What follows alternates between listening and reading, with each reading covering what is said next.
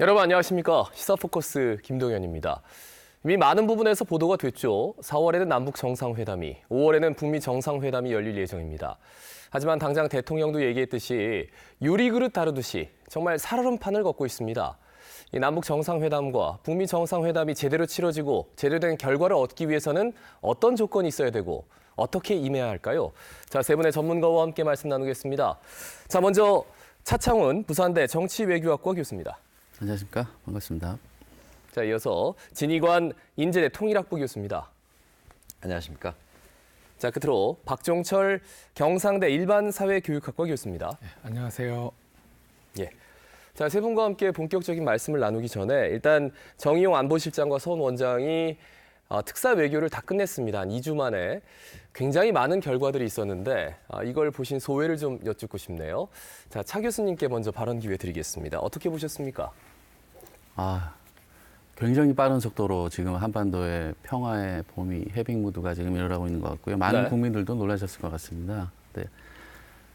그동안 북한의 핵 미사일 개발 도발에 의해서 많은 국민들이 전쟁의 위협 속에서 이제 걱정을 많이 하셨을 텐데요. 지금 그동안의 미국과 주변국들을 비롯한 그 대북 압박 제재 혹은 경제적인 제재가 그러한 요인을 가져온 것 같기도 하고, 동시에 문재인 대통령이 그 와중에 또 북한을 위해서 북한과 함께 대화와 설득을 하는 꾸준한 노력들이 이제 결실을 맺고 있는 과정으로 보고요. 지금까지는 상당히 좋은 결실들을 맺고 있지만 앞으로 4월과 5월 그 한 남북 그리고 북미 정상회담을 통해서 구체적인 그 결과를 이끌어내는 게 굉장히 중요한 문제인 것 같습니다. 예, 이제 중요한 건 지금부터 시작이겠죠. 자, 진 교수님 어떻게 보셨습니까? 한 2주간의 네네. 외교를. 차 교수님 말씀대로 저 역시도 상당히 깜짝 놀란 그런 부분들이 많습니다. 이미 그 남북 정상회담은 그 예견이 되어 있었지만 이렇게 빨리 이루어질 줄은 몰랐고요. 그리고 우리 그 특사단 방북하고 합의하고 난 직후에 불과 3일 만에 네. 미국과도 정상회담이 합의가 됐습니다. 이게 참 그 놀라운 일인데요. 물론 이제 앞으로 그 비핵화의 과제라든가 그리고 앞으로 한반도를 어떻게 평화 분위기로 만들어 나가느냐에 대한 그 숙제는 많이 있지만 우선 대화가 열린다는 건 매우 긍정적이다. 그래서 앞으로 우리 정부가 이런 그 평화 분위기를 이어나갈 수 있도록 많은 노력을 해야 되는 그런 시기가 아닌가 생각이 됩니다. 예. 자, 박 교수님께도 여쭙겠습니다. 2주간의 이 특사 외교 그리고 이런 결과물들을 어떻게 보셨습니까? 예, 전문가들이 주로 정치공학적으로 생각했기 때문에요. 상당히 느린 속도로 합의가 이루어질 거라고 생각을 했었는데요. 이 전문가들의 전망을 넘어서 가지고요, 이 정치적 상상력이 현실화가 되는 그러한 그 세상을 우리가 목도하고 있습니다. 먼저 문재인 대통령의 협상력에 굉장히 전 세계가 놀라움을 금치 못하고 있고, 또 김정은 위원장, 트럼프 대통령, 또 시진핑 주석이요, 상당히 결단력 있는 지도자다라는 이미지를 갖다가 보여주고 있고, 여기에 많은 세계인들이 경의를 표하고 있습니다. 그러나 실제 협상이 시작이 되면은 많은 지뢰가 이게 노출이 될 것이라고 생각을 합니다. 예. 그래서 우리는 한 배를 탔다라는 생각을 가지고 이러한 위기 속에서 평화의 꽃을 피워야 된다고 생각을 합니다. 네. 그러니까 세 분 모두 전문가신데 다 놀랐다. 그러니까 전문가들의 예상을 정말 많이 빗나갔고 굉장히 좋은 방향으로 빗나가서 다행스럽긴 한데 지금부터가 참 문제라는 생각이 듭니다. 일단 남북 정상회담부터 하나씩 좀 살펴볼게요. 이 남북 정상회담을 사실 생각은 했지만 이렇게 빠른 속도로 남북 정상회담이 열릴 거라고 생각을 못했고 또 굉장히 구체적으로 여러 가지 안이 나왔고 또 김정은이라는 이 개인의 그 스타일이 처음으로 공개가 된 거거든요. 어떻게 보셨습니까? 네, 그렇습니다. 그러니까 당초에도 이제 시기를 볼 때도 빠르면 6.15나 8.15를 얘기하기도 했지만 네. 여러 가지 그 북측의 국가적 행사도 겹치기 때문에 이론이 많았습니다. 그런데 이제 4월에 열릴 줄은 몰랐죠. 그리고 우리 특사단이 갔을 때 그 김정은과 합의한 내용들을 보면 네. 매우 놀라운 것이 우리가 요구하는 모라토리움을 넘어서 비핵화 의지를 강하게 표출을 했고요. 예. 또 정상 간의 핫라인을 개설하기로 했고 또 그 발표된 합의문에는 없었지만은 한미 군사 훈련을 예년과 같이 하는 거에 대한 이해를 밝혔거든요. 예.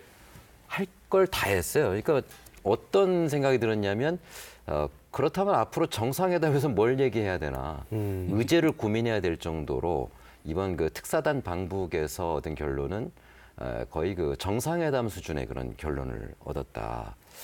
어쨌든 앞으로 이제 4월에 정상회담을 열게 될 텐데 장소도 남측 그 판문점에 있는 평화의 집에서 열게 네. 됐지 않습니까? 이 최초의 그 북한 지도자의 남한 방문이 될 예정입니다. 이것도 상당한 성과라고 할 수 있고요. 그래서 앞으로 그 의제라든가 정상회담을 어떻게 정례화해 나갈 것인가 이런 것들이 중요한 숙제가 될 텐데 기존의 우리 방북 그 특사단이 합의한 내용을 뛰어넘는 평화를 만들어내는 의제를 앞으로 고민하는 것이 우리 정부의 중요한 과제가 되고 있지 않느냐 이런 예. 생각이 듭니다. 근데 이제 선대 유운이다라고 본인이 얘기했다는 거죠. 비핵화라는 게. 네. 그런데 사실 선대 유운은 핵 병진 노선, 그러니까 핵무기를 개발해라, 핵 완성을 해라. 뭐 이게 우리는 선대 유운이라고 생각했는데 반대로 얘기했단 말이죠. 아, 그 이게 무슨 어떻게 말씀이냐면 어떻게 이해를 해야 될까요? 그 김일성의 유운이라고 얘기를 했습니다. 아하. 그러니까 김정일은 그 핵무기를 개발한 사람이지만 과거 그 김일성은 항상 주장했던 것이 조선 반도의 비핵지대화를 주장했거든요. 예. 그러니까 한반도 자체에 남한이든 북한이든 핵이 없어야 된다 이런 걸 주장했습니다. 그래서 사실은 김정일 위원장이 핵무기를 개발한 것이 김일성 유훈에 위배되는 그런 행위였어요. 그러나 김정일은 뭐라고 주장했냐면 미국의 압살 정책이 워낙 강하기 때문에 생존하기 위한 전술로서 핵무기를 개발하는 것이다. 그럼 무슨 얘기냐면 전략 최종적인 목표는 결국 핵무기를 없애는 것이다라는 걸 배경에 깔고 자기들은 핵무기를 만드는 것이다가 김정일 시대의 논리였습니다. 예. 그러니까 지금 김정은은 할아버지부터 얘기했던 조선반도의 비핵지대화 이것이 전통적인 유운이다라는 걸 다시 확인한 것인데 그런 것들을 어쨌든 북한의 문헌을 통해서가 아니라 노동신문을 통해서가 아니라 김정은이라는 지도자 입에서 나왔다는 건 매우 중요한 의미로 받아들일 필요가 있다는 예, 생각이 추가적으로 좀 말씀하시죠. 네. 그래서 지금 우리 준영환 교수께서도 말씀하셨지만 이 남북 관계를 개선하는 과정은 결국은 이제 핵 문제와 관련해 가지고 북미 관계로의 이제 남북을 경유해서 북미 관계로 출구를 하는 거거든요. 예. 그래서 지금 이번 그 경의용 특사 방북과 관련해서 합의됐던 몇 가지 내용들, 그러니까 비핵화 의지를 밝혔다는 점, 그다음에 핵 미사일 개발을 중단하겠다는 점, 혹은 또 추가적으로 한미연합 군사훈련의 일상적인 거를 용인하겠다는 점, 이런 것들이 이제 미국 쪽에 전달하는 메시지의 의미가 있거든요. 그래서 정의용 수석 그러니까 특사단이 미국을 방문했을 때 그와 같은 내용들을 전달을 했고, 또 추가적으로 이제 김정은이 미국 쪽에 그 전달한 메시지가 있다라고 정의용 특사가 실제, 예. 밝혔던 것처럼 아마 제가 추측하기로는 비핵화의 의지에 대한 좀 구체적인 워딩 같은 게 전달되지 않았을까 싶어요. 그래서 그러니까 예를 들어서 미국이 일관되게 주장했던 게 그 CVID라는 거, 그러니까 완전하고 되돌릴 수 없고 그다음에 그 검증 가능한 북핵 폐기에 대한 구체적인 워딩이 미국 쪽에 전달이 됐고, 그렇기 때문에 이제 트럼프 대통령이 정상회담을 이제 선언한 게 아닌가 하겠다고 이제 의지를 밝힌 것이 아닌가라는 생각이 됩니다. 그리고 그와 관련해서 미국에 있는 그 언론들은 이게 스냅 디시전이다. 굉장히 심사숙고해서 내린 결정이 아니고 갑작스럽게 트럼프 대통령이 특사단의 미국 방문을 받고서 내린 결정이다라고 얘기를 할 정도로 아주 놀라운 진전이 일어나게 된 거죠. 뭐 미국의 내부 사정은 조금 있다가 좀 예. 여쭙고요. 박종철 교수님께도 여쭙겠습니다. 이 남북 정상회담, 이 셔틀 외교가 굉장히 좋은 효과를 봤는데 배경이 어디 있다고 보시는지요? 뭐 북한 전문가시니까 북한 위주로 한번 좀 설명해 주시죠. 예, 그 북한 내부 상황에 대해서 현재 크게 두 가지 논쟁이 있는 것 같습니다. 하나는 이제 북한에 대한 경제 제재가 잘 먹혔기 때문에 북한이 다소간에 굴복하는 모습이다. 현재까지 북한 경제에 큰 위기는 없지만은 앞으로 제재가 지속이 되면은 북한 경제가 위기에 닥칠 것이다라는 의견이 있습니다. 이건 대체로 한국, 미국, 일본의 매파들이 공유하는 의견이고 예. 트럼프 대통령이나 아베 수상도 이러한 인식하에 전략을 짜고 있는 것 같습니다. 근데 우리 측에 이 청와대 관계자들은요, 조금 다른 의견을 가지고 있는 것 같습니다. 그 첫 번째는 이제 북한이 화성 15 발사 이후에 핵무력 건설이 완성이 됐다라고 주장을 했는데요. 이것을 갖다가 어떻게 해석을 할 것인가는 두 가지 해석이 있을 네. 것 같습니다. 하나는 잠정적으로 핵실험을 중단을 하되 만약에 협상이 결렬이 되면은 실전 배치할 만한 준비가 되어 간다. 그다음에 두 번째 문제는요. 북한 경제를 다른 해석으로도 볼 수가 있을 것 같습니다. 북한의 뭐 그 기초적인 자원이라고 볼 수 있는 석유를 수출을 못하게 한다든가 또는 석탄이라든가 철광석을 외부로 그 수출을 못하게 하고 있는데도 불구하고 북한 경제가 굉장히 활성화되고 있습니다. 예. 노동신문을 보더라도요. 최근에 석탄이라든가 이 철광석 생산량이 늘어나고 있고 북한의 1980년대 후반에 보면은요. 석탄 생산량이 한 3천만 톤을 생산을 했는데 지금은 이 3천만 톤을 상당히 상회하고 있습니다.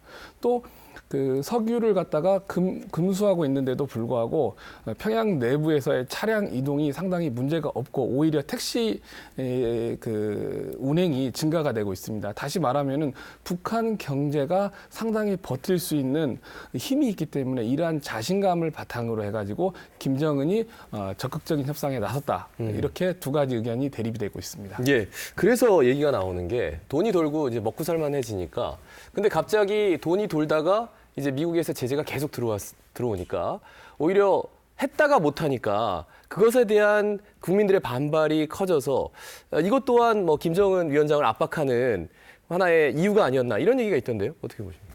그러니까 그 북한의 움직임에 대해서 궁금해하시는 분들이 많잖아요. 예, 예. 과연 누가 디자인하고 있느냐. 근데 이제 큰 디자인은 결코 혼자 움직일 수 있는 게 아니지 않습니까? 결국 이제 복합적인 작품이다라고 볼 수 있기 때문에 방금 박종철 교수님 잘 지적해 주셨듯이 압박이라든가 일단 무력에 대한 그런 공포에 대한 그 두려움 이런 것들이 다 작용한 것도 사실이고 그리고 그 북한의 내부적인 요인도 분명히 있을 거라고 봅니다. 그래서 제 판단으로는 김정은 위원장이 이러한 대화 국면, 즉 출구 전략으로 나오게 된 것은 근본적으로는 김정일 그 사망한 그 김정일 위원장의 유훈일 가능성이 매우 높다. 즉 과거 그 김정일 시대에도 그렇고 과거 김일성 시대에도 그렇고 핵을 개발하는 과정에서 협상을 했지만 결국 실패했었지 않습니까? 예. 그랬을 때 이제 김정일은 아마도 핵을 완성하고 협상하는 것이 훨씬 나은 전략일 가능성을 선택을 하고 그런 것들을 교시와 유훈으로 남겼을 가능성이 있고요.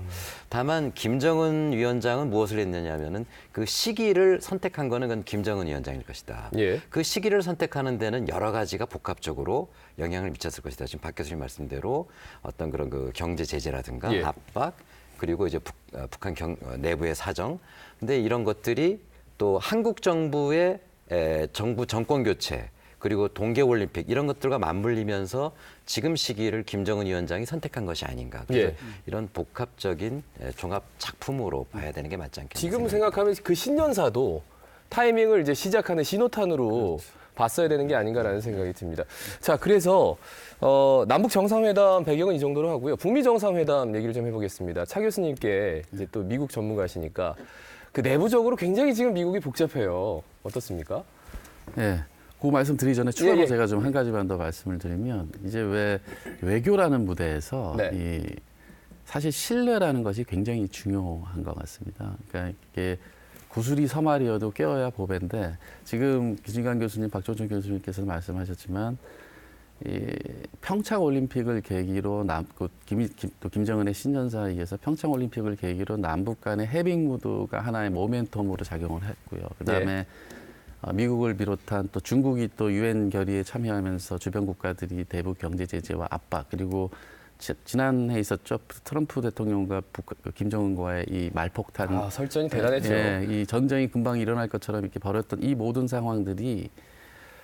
상황들을 사실은 외교적인 노력으로 누군가가 꿰야 되는데요. 그건 또 신뢰를 기반으로 해서 그런 과정에서 이 작년 5월에 이제 타임지에서도 문재인 대통령을 네고시에이터로 이제 처음에 기사화됐을 때 많은 사람들이 깜짝 놀랐어요. 이 무슨 왜 네고시에이터냐. 근데 그게 지금 현실화되고 있는 과정입니다. 그러니까 우리 정부가 신뢰를 기반으로 꾸준한 외교적인 노력도 북한 쪽에도 그 계속 메시지를 작년 독일 G20 방문차 캐리버 재단에서 연설했을 때 대통령이 한반도 전쟁은 용납할 수 없다 이런 등 메시지를 계속 전달했거든요. 그 노력의 결과고요. 다시 이제 질문하신 쪽으로 말씀을 드리면 네. 북미 정상회담과 관련해서 미국 쪽 사실은 트럼프 대통령이 어떻게 보면 굉장히 직자적인 결정으로 이제 북미 정상회담 결정을 났을 때 미국 쪽 그 국무부 관료들이라든가 전문가들은 굉장히 당황했어요. 예. 그래서 이게 갑자기 이렇게 우리도 놀랬지만 이렇게 진전되는 상황에 대해서 당황하고 있는데 아마 북미 정상회담과 관련해 가지고 그 가장 중요한 부분은 아까 제가 잠깐 말씀드렸지만 미국 쪽 입장에서는 지금 현재 완성된 북한의 핵과 핵탄두와 이제 미사일에 대해서 이거를 어떻게 하면 완전히 폐기할 것인가라는 부분이 미국이 협상할 수 있는 실무적으로 검증하고자 하는 가장 중요한 아젠다가 될 것이고요. 그랬을 경우에 미국 입장에서는 지금 많은 전문가들이 예측하고 있듯이 무엇을 줄 것인가. 그러니까 북한 쪽이 바라는 그거에 관련해서는 뭐 북미 수교, 그다음에 이제 한반도의 휴전 협정을 대체하는 평화 협정 이런 것까지 지금 논의가 되고 있는 상황입니다. 그리고 우리나라 일각에서는 국민들이 많이 우려하고 있는 부분 중에 하나가 지금 이제 이렇게 상황이 될 경우에 주한미군이 철수하는 거 아니냐 이런 걱정들을 많이 하시거든요. 근데 그거는 북한 쪽에서도 지금 이번에 정의용 특사의 발언 속에서도 나왔지만 주한미군은 북한 입장에서도 용인하는 것이 한반도에 그대로 주둔하는 것이 중국과의 여러 가지 역학관계 속에서 이제 허용될 수 있는 부분이군요. 그래서 네. 그리고 그 부분은 이제 미국 쪽에서도 고려하지 않을 것으로 생각이 됩니다. 예, 그러니까 북한 입장에서는 뭐 적대시하지 않고 평화 유지군으로 있는 것에 대해서는 뭐 본인들도 뭐라고 하지 않겠다 이런 얘기를 했는데 제가 여쭙고 싶은 거는 이제 당장 11월에 중간 선거에 있는 트럼프 대통령 입장에서는 뭔가 자신의 족적을 하나 남기고 뭔가를 보여줘야 되는데 지금 펜실베니아는 이제 러스트벨트라고 해가지고 예, 맞습니다. 지금 하원 의원이 보궐선거에서 됐단 말이죠. 졌죠. 그래서 예. 내부적으로는 굉장히 좀 힘든 상황이에요. 그 점을 좀 말씀해 주시죠. 예, 그래서 민주당의 텃밭이 아닌 곳에서 공화당이 지금 펜실바니아에서 의석을 뺏겼거든요. 예.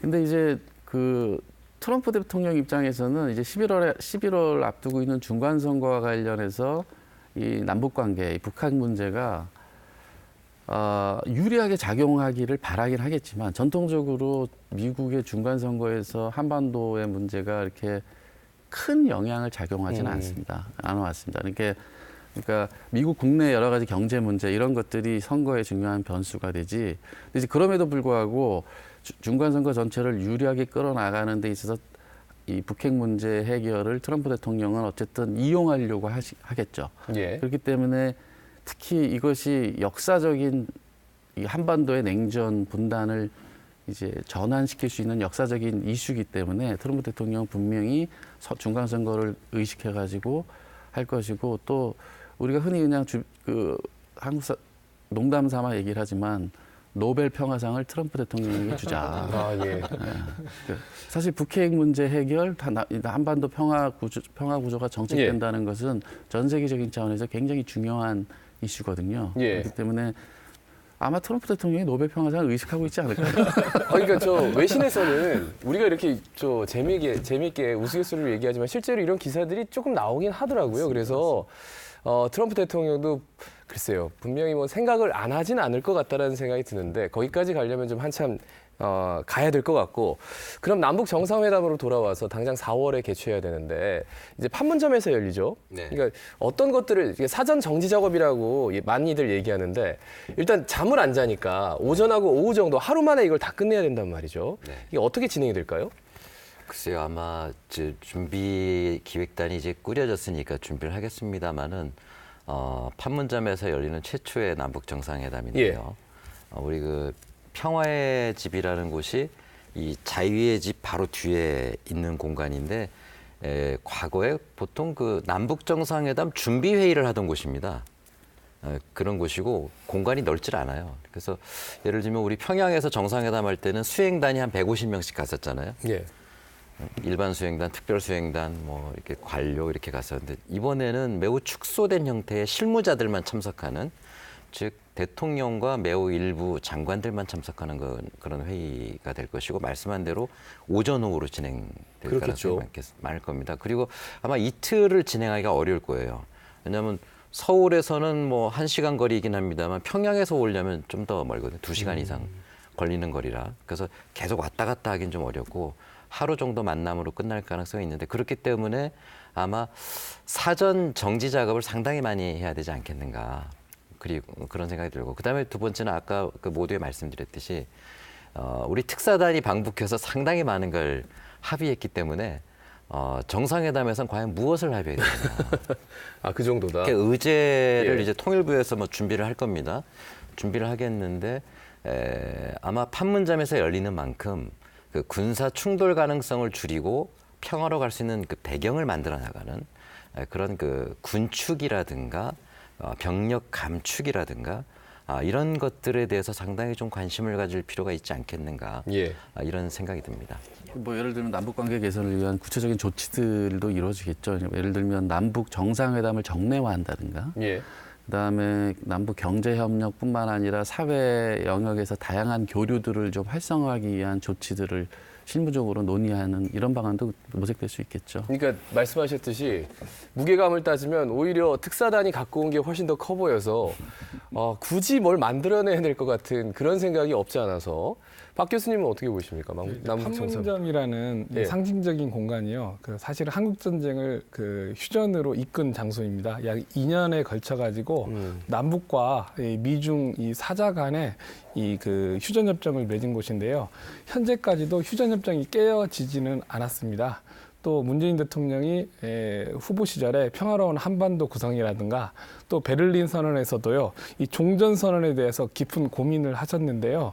제가 생각하기에는 판문점을 선택한 이유 중에 하나가 바로 휴전 체제를 갖다가 종결시키고, 종결시킨다고 해서 바로 이제 평화 협상을 하면은 좋겠는데, 현재는 추동력이 좀 부족하기 때문에 그 중간 단계로서 이 남북이 종전 선언을 하면서 그 다음 달에 있는 북미 정상회담을 추동을 하고, 또 북일 정상회담이라든가 북중 정상회담을 추동하지 않을까. 그래서 상당히 저는 종전 선언에 대한 깊은 논의가 있을 것으로 기대를 하고 있습니다. 종전 선언이요? 예.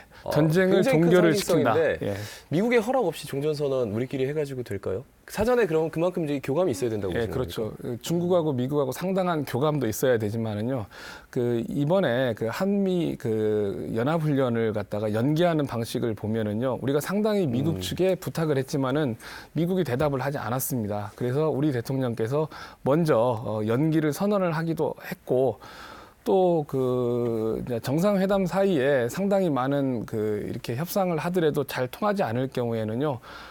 종전선언의 수위도 여러 가지가 있을 건데 남북이 먼저 선언하는 방식도 충분히 연구가 될 수 있다고 생각을 합니다. 그래서 종전선언까지는 모르겠지만 어쨌든 마중물, 그러니까 북미 정상회담의 마중물이기 때문에 그러니까 트럼프 대통령이 뭔가를 할 수 있는 여지는 남겨놔야 되잖아요. 예, 과연 북미 정상회담은 그러면 어떻게 이루어져야 될 것인가?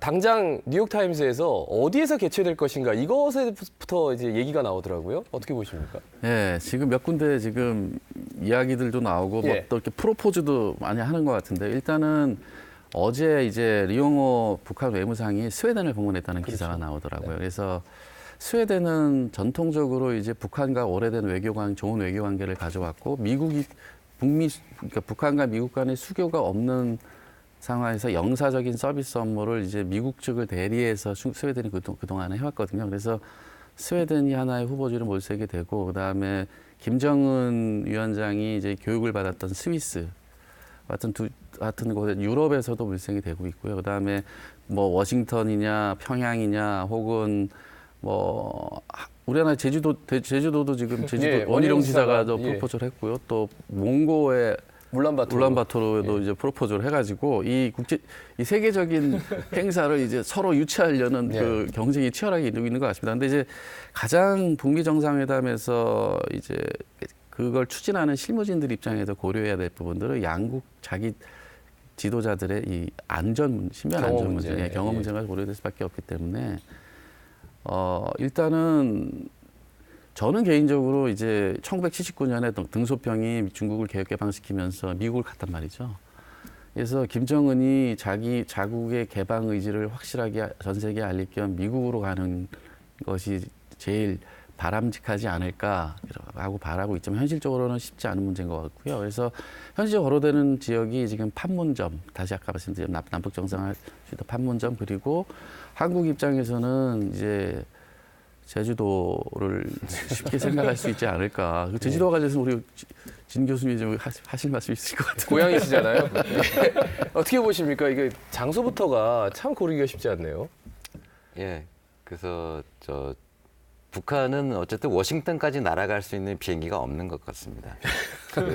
예. 이게 처음 듣는 얘기인데요. 네, 김정은의 전용기가 워낙 노후 기종이라 유럽과 중국에서는 비행 금지된 그런 기종입니다. 그리고 뭐 신형 비행기들 기종 자체가 노후화돼서 비행 금지가 된. 예, 그렇기 때문에 아마 장거리 여행은 어려운 상황이다. 아유, 예. 그렇다고 본다면 뭐 다른 나라의 비행기를 이용하는 건 그거는 워낙 격이 떨어진다고 볼 수가 있고, 그래서 아마 한국에서 열릴 수 있다면 가장 바람직하지 않겠는가, 뭐 그렇게 생각하고, 그다음에 또 김정은도 자기 외가가 제주도잖아요. 예. 그런 여러 가지 측면에서는 한번 고려해 볼 수 있고, 또 과거에 북한 핵 문제 시작됐을 때 사자회담 국가라고 그 당시 얘기했는데, 미국, 중국, 러시아의 지도자들이 전부 제주도에 와서 회담을 한 적이 있었습니다. 이제 뭐 그런 걸 한번 생각해 볼 수가 있고요. 그다음에 이제 좀 내용적인 측면에서 좀 한 가지 좀 말씀드리고 싶은 부분은, 북한은 체제 보장이 가장 중요한 목표일 테고, 그것이 이제 수교로 이어진다면 좋겠지만, 미국 입장에서는 비핵화가 가장 이슈가 되지 않겠습니까? 근데 예. 비핵화를 분명히 북한이 어떤 의지를 밝힌 건 사실인 것 같은데, 5월 달에 정상회담을 하기 바로 직전인 5월 중순에 이란의 핵 문제가 이제 걸려 있지 않습니까? 예. 그러니까 지금 트럼프가 이란의 핵 합의를 불인정하겠다, 인정하지 않겠다라고 선언했고, 데드라인을 5월 12일로 잡았습니다. 그렇다고 한다면은 이란은 5월 12일 이전에 핵 합의를 했던 6개 국가, 즉 세계 안보리 5대 국가고 독일까지 해서 6개 국가에게 설명을 할 의무가 있거든요. 물론 이건 IAEA하고는 충돌됩니다. 국제원자력기구에서는 오히려 트럼프를 지지하지 않고 있죠. 그러나 트럼프는 그렇게 주장하고 있고, 5월 12일 날 그것을 위해서 미국 국무부가 다 거기 매달려야 되는 그런 상황이고, 그렇다고 한다면 그러니까 북미 정상회담을 준비하는 것도 물리적으로 쉽지 않고, 예. 또 핵 문제를 과연 북한이 어떤 카드를 내놓을지도 상당히 고민스러울 수밖에 없다.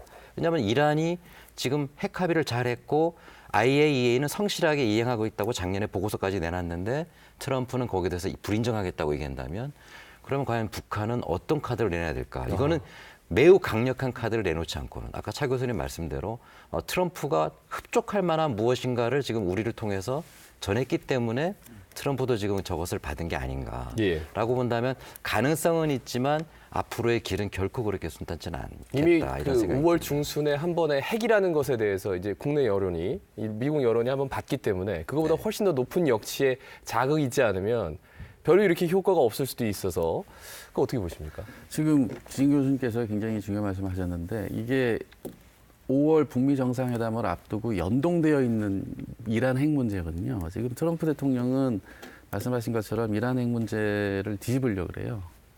근데 동시에 또 북한 핵 문제를 해결을 위한 움직임이 있기 때문에, 이게 북한 입장에서는 이란 핵 문제가 뒤집어지는 것을 또 보고서 어떤 판단을 할지도 모르는 문제가 있는 거죠. 그래서 우리가 접했습니다만 틸러슨 국무장관이 경질이 되지 않았습니까? 틸러슨 국무장관의 경질을 둘러싸고 이제 우리 한국에서는 많은 전문가들이 이제 새로 여러 가지 이제 얘기들을 하고 있는데, 사실은 그러니까 틸러슨 국무장관의 경질 이외에는 한반도를 문제도 있지만, 더 중요한 거는 중동 문제를 둘러싼 이 틸러슨 국무장관과 트럼프 대통령과의 의견차가 계속 있어 왔거든요. 그렇기 때문에 앞으로 있게 될 이제 북미 정상 간의 실무 협상 과정에서도 이 이란 핵 문제를 둘러싼 내용들이 하나의 마치 거울처럼 반사를 하면서, 미국 트럼프 대통령이든 혹은 김정은 북한의 김정은이든 그것이 협상을 하는 데 있어서 굉장히 어떤 그 하나의 사례로서 제기가 될 수 있는 문제가 있기 때문에 한 어려움이 좀 있을 것으로 예상이 됩니다. 그러니까 이란의 핵 문제를 북한은 정말 유심히 볼 수밖에 없겠군요. 예. 거기에서 나온 그 모범 답안들을 다 체크를 해서 좀 더 나은 방안들을 본인들이 제시를 해야만 북미 정상회담이 제대로 이루어질 수 있다. 이런 말씀이신 것 같은데. 근데 미국 입장에서는 지금 국무장관이 공석이에요. 국무장관은 이제 그 폼페이오 CIA 국장이 들어왔죠. 예. 근데 인준이 아직 안 돼요. 인준이 안 됐어요. 청문회 과정이 한 달 정도. 예, 한 달 정도 되고 예, 예. 제대로 준비될 수 있을까요? 이거 어떻게 보십니까? 차 교수님 뭐 계속 이어주실까요? 아니 그래서 이제 많이들 걱정을 합니다. 그 국무장관이 전체적으로 이제 실무적인 책임을 지고 북미 정상회담을 준비해야 되기 때문에. 근데 공식적으로 그 백악관 대변인들은 문제 없다고 이제 얘기를 얘기는 하더라고요. 하죠. 예, 네. 그러니까 지금은 이제 국무장관을 이제 대행 체제로 가고 있지만 지금 인준을 기다리고 있는 폼페이오 CIA 전 국장이 아마 물밑에서 실무적으로 작업을 하지 않을까 생각이 돼요. 거의 역할 다 할 것이다. 역할을 하면서 청문회 준비도 하고 인준을 하면서. 근데 이제 그렇기 때문에 그 굉장히 2달 지금 5월까지의 북미 정상회담 이 기간이 어떻게 보면 굉장히 짧은 기간이고요. 준비하기 그렇죠. 실무적으로 특히 그 실무를 담당하는 사람 입장에서. 근데 또 어떤 의미로 보면은 또 짧지 않다라고 얘기할 수도 있어요. 그래서 여러 가지 그 준비들을 해나가는 과정들이 지금 그런 얘기들이 나와서 어쨌든 공식적으로 백악관 대변인은 별 문제 없이 진행할 것이다라고 얘기는 했지만 좀 걱정이 되는 부분이 있습니다. 네. 방금 말씀하신 대로 지금 폼페이오 그 CIA 국장이 이제 국무장관 후보자가 되지 않습니까? 네. 근데 지금 국무부는 준비하기엔 사실 역량이 부족한 상황. 이건 틀림이 없는 것 같습니다. 뭐 장관 현재 없죠. 부장관도 둘 중에 지금 1명밖에 없죠. 차관은 6명 중에 지금 5명이 없는 그렇고 그다음에 저 한국과의 그 직원들은 겨우 12명인데 그 숫자 가지고 이걸 과연 준비할 수 있느냐 이런 우려가 있는 건 사실인데 그런데 지금 그 폼페이오가 CIA 국장으로 있을 때 작년 7월에 그 코리아 미션 센터를 만들었거든요. 그러니까 북한 문제를 집중적으로 다루는 그런 부서를 만들어서 최고의 엘리트들을 거기에 포함시켜서 북한 문제를 다루었다고 합니다. 뭐 그렇게 했겠죠. 그렇다고 한다면은 북한에 대해서 어떻게 대응해야 되는지에 대한 그 플랜은 다 짜여져 있는 상황이다. 거기다가 트럼프가 뭐 우스갯소리입니다만 여러 사람의 그 말을 귀 기울이는 그런 캐릭터는 아닌 것 같아요. 그렇게 한다면은 뭐 무리 없이 진행할 것이다 이런 예측도 가능하다. 예. 다만 이제 아까 말씀대로 이란 문제가 저기서 삐걱대고 이란에 대한 핵 합의를 파기해버릴 경우에는 북미 간의 대화도 상당한 파행을 일으킬 가능성이 많기 때문에 오히려 이란 문제를 다른 6개국, 5개 국가죠. P5의 4개 국가와 독일과 트럼프 정부가 합의해서 이란의 불인정을 유예하고 북미 대화에 나가야지만 되지 않겠는가 그런 예측도 가능할 것 같습니다. 예. 박 교수님도 한 말씀 여쭙겠습니다. 뭐 북미 정상회담을 뭐 어떻게 지금 보고 계시는지요? 예, 그 북미 정상회담은 이제 두 분이 잘 정리하셨으니까요. 이제 그 이후에 정치 일정에 대해서 조금 우리가 예, 좀 고민을 해야 짚어주시죠. 되지 않을까라고 생각을 합니다. 일단은 이제 중국하고 그 일본 이야기가 좀 빠졌는데 중국은 평창 올림픽 기간 동안에요 상당히 조용한 외교를 통해 가지고 북한을 압박하지 않았나 이런 생각을 합니다. 또 그 북한의 압박이 통해서 회담에 나왔다라고 한다면은요, 그 북한의 그 대외 무역의 90% 이상을 중국이 차지하고 있기 때문에 예. 중국이 그 국제 사회에 아주 그 초강경 압박에 동참했기 때문에 중국 이야기를 할 수밖에 없지 않을까라고 생각을 합니다. 또 시진핑은 기본적으로 그 쌍잠정, 쌍궤병행이라는 이 전략을 가지고 있는데, 뭐 인민일보 논평을 보면은 현재 문재인 대통령의 리더십과 현재 돌아가는 정세는 시진핑 주석의 이 한반도 구상과 동일하다 이렇게 주장을 하고 있습니다. 예. 또 그 북미 대화 이후에 우리가 이제 다자적인 협상이 시작이 돼야 되는데요.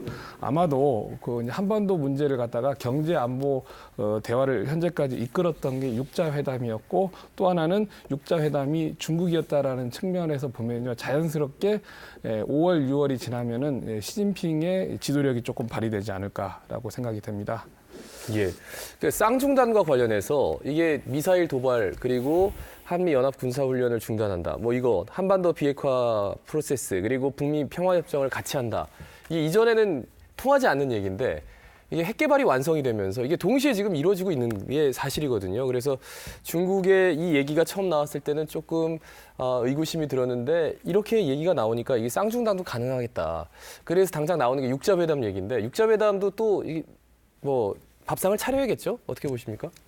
지금 정의용 그 특사단이 미국을 방문하고 예. 서로 이제 서훈 국정원장과 역할 분담을 해가지고 각각 중국, 러시아, 그다음에 일본을 방문하지 않았습니까? 그게 이제 우리 정부의 외교적인 행보에서 보면 지금 남북 그리고 북미 간에 합의된 내용을 서로 공유하고 신뢰를 이제 쌓아나가는 과정에 볼 수 있거든요. 그리고 그리고 더 나아가서 육자회담이라는 틀을 지금 고려한 행보가 아닌가라는 생각이 듭니다. 근데 이제 과거의 육자회담이 이제 합의를 이끌어내려고 노력하는 하나의 추진체 역할을 했다면 향후의 육자회담은 남북 혹은 북미 당사자 간에 이루어내지는 합의들을 이제 추인하고 그걸 보장하는 형태로 가야 될 것 같다는 생각을 갖고 또 더 나아가서는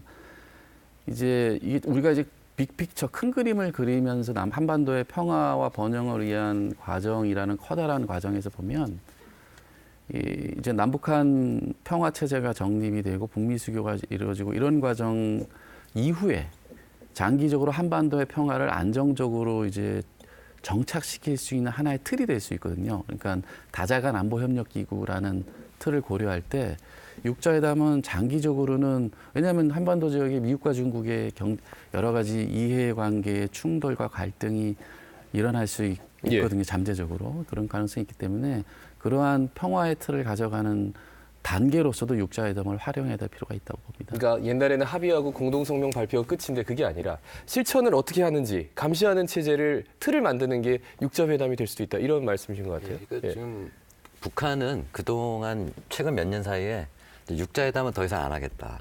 이제 그런 입장이었습니다. 그게 뭐냐면 별로 성과도 없다. 이런 회담을 하고 싶지 않다. 이런 주장을 해왔는데요. 근데 과거에 이제 육자회담은 각각의 실무자들이 모여서 하는 회의였잖아요.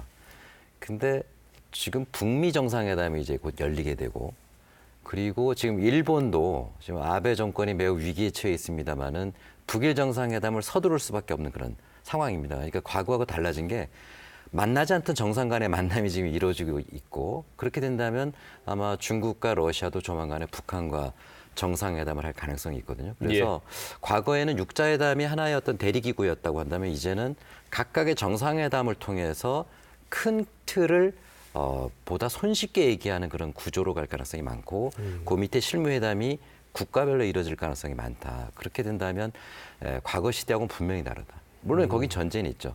북한이 과거와 똑같이 나온다면 안 될 것이고 북한도 내놓을 걸 내놔야지만 그게 가능할 텐데 현재로서는 그런 흐름으로 내놓고 크게 합의하는 흐름으로 가고 있는 게 아닌가. 그리고 한 가지 더 말씀을 덧붙이면은 지금 그 일본 정부 아까 말씀드렸듯이 일본이 지금 위기이긴 한데 어쨌든 우리로서는 미국뿐만 아니라 일본, 중국, 러시아가 이 대화체에 들어오도록 만드는 노력이 굉장히 중요하고 그렇게 됐을 때 구조적으로 같이 참여하게 되고 지금 차 교수님 말씀대로 이게 하나의 집단 안보 체제처럼 그렇게 될 가능성이 있기 때문에 우리는 어쨌든 지금 외교적인 노력이 어느 때보다도 중요한 시기가 아닌가 생각이 됩니다. 예. 북미 정상회담이 끝나고 나면요 상당히 다층적인 회의가 진행이 될 것 같습니다.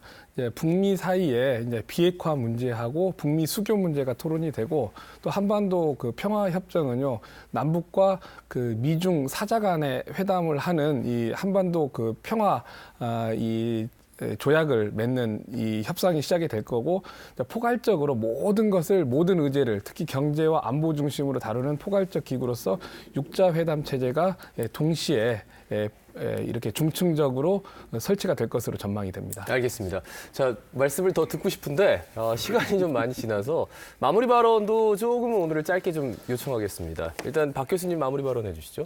예, 이제 그 남북과 그 미중 사이의 핵심 문제는 지금 말씀했듯이 비핵화와 평화 협정을 둘러싼 한반도의 평화 문제가 될 것입니다. 이와 더불어서 이 협상이 진행된다는 것은 북한의 개혁 개방을 의미를 합니다. 북한의 개혁 개방에서 가장 중요한 포인트가요. 철도, 도로 항만, 그리고 마그네사이트와 같은 희토류, 광물 자원에 대한 이권 다툼이 치열하게 전개가 될 것입니다. 이 문제는요, 문재인 대통령의 신한반도 경제 전략이라든가 시진핑의 1대1로 전략, 푸틴의 동방 정책하고 똑같은 이 정책이기 때문에요. 모든 국가가 특히 이제 미국도 포함이 돼가지고 북한에 대한 투자와 그 이익 회수에 대한 많은 관심을 기울이리라고 생각하는데요. 이것은 우리 한국에게도 기회이고 또 특히 부산에게도 하나의 기회가 아닐까라고 생각을 합니다. 냉전 시기에 한반도는 지정학적인 대립의 공간이었는데요. 평화협정이 시작이 되면은 이 그 한반도가 지경학적으로 이익이 창출이 되는 공간으로 이 개념이 전환이 되지 않을까 이렇게 생각이 됩니다. 오늘 박 교수님께 발언 기회 많이 못 드려서 마무리 발언은 좀 더 들었습니다. 두 분도 좀 짧게 해주세요. 차 교수님 먼저. 너무 짧게. 정말 우리 국민들이 70여 년의 분단과 전쟁 이후의 분단 구조를 거치면서 이 고착화됐던 평화의 봄이 열리고 있는 상황인 것 같습니다. 지금 거대한 역사적인 전환의 시점에 있는데요. 남북 당사국이 그리고 또 북미 간에 이 모처럼 찾아온 좋은 기회를 잘 활용해서 아주 좋은 결실을 맺을 수 있기를 국민들과 함께 간절히 바라는 마음으로 마치겠습니다. 네, 알겠습니다. 진 교수님. 네, 지금 그 우리 문재인 정부도 그렇고 미국 트럼프 정부도 임기 초입니다. 그래서 임기 초에 정상회담을 통해서 합의가 이루어졌을 때는 실현시킬 가능성이 매우 높아진다라는 점을 우리가 주목할 필요가 있고요. 그래서 앞으로 두 차례, 세 차례 정상회담이 이어진다면 한반도 지역은 상당한 변화가 있고 발전이 될 가능성이 있다. 그리고 이제 우리가 주의해야 될 것은 우리는 무엇을 위해서 이것을 해야 되느냐? 결국 대한민국의 국가 이익을 위해서 해야 된다라는 측면입니다. 한반도와 이 변화를 우리의 이익, 또 주변국에도 이익이 될 수 있는 방향이 무엇인가를 찾아가면서 신뢰를 구축하는 것이 매우 중요하지 않나 생각이 됩니다. 자, 세 분의 전문가와 이렇게 얘기 나눴는데 다들 긍정적으로 일단은 말씀해 주십니다. 하지만 반면에 조심스럽다라는 말씀도 해주십니다. 정말 이 4월 남북 정상회담, 5월 북미 정상회담, 역사의 길이 남을, 우리 후세의 기억에 오래도록 남을 아주 긍정적인 회담으로 기록되기를 간절히 바랍니다. 여러분 고맙습니다.